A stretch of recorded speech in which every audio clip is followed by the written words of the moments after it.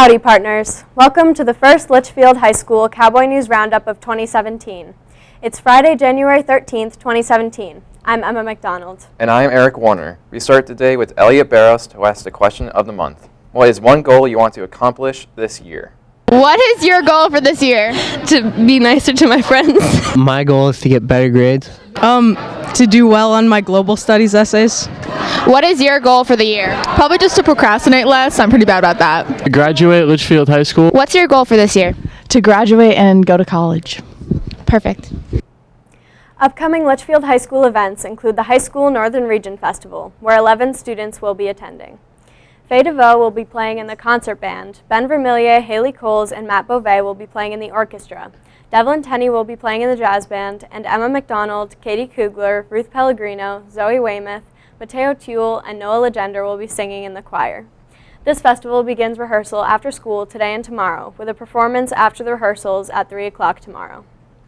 The class of 2018 will be holding their annual open mic night at the Community Center on February 4th. The food will be served at 6, the music will start at 7, and the event ends at 9 o'clock.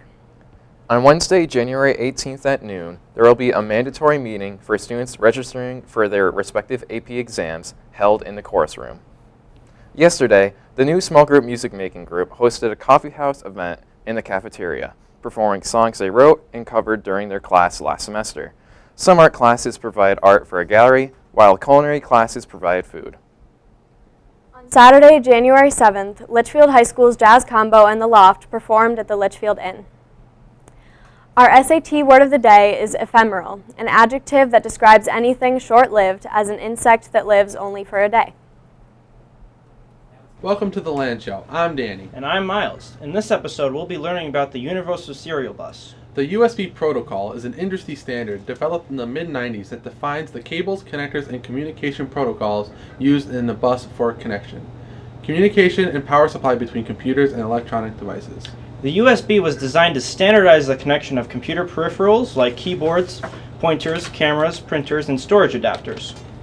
In 2004, EU Commissioner Verheugen made smartphone manufacturers sign an agreement to implement the micro USB connector as a common adapter. This was done to put an end to all the proprietary connectors by manufacturers, to overall reduce electronic waste, putting an end to strange bulky connectors and massive adapters with barrel plugs.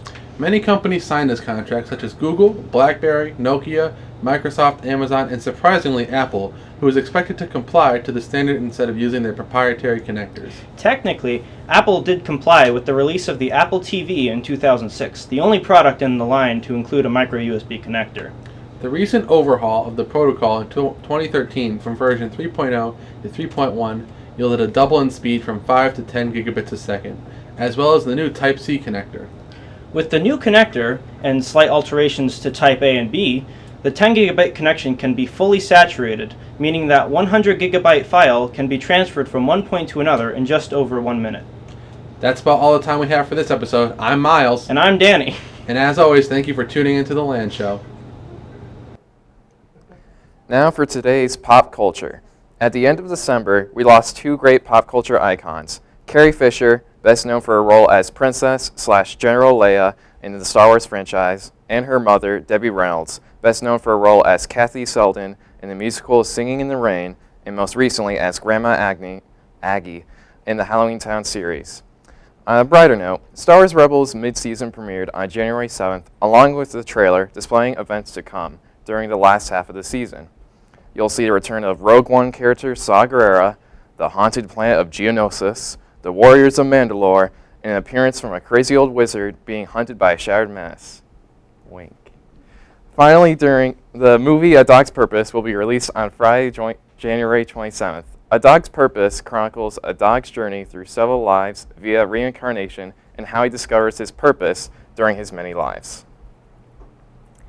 Remember this, Monday there will be no school for Martin Luther King Jr. Day. Midterms are coming up next week and begin on Thursday. That's our show for today. From all of us here at LHS-TV, I'm Emma McDonald. And I'm Eric Warner. Thanks for watching and have a fantastic year, and y'all come back now.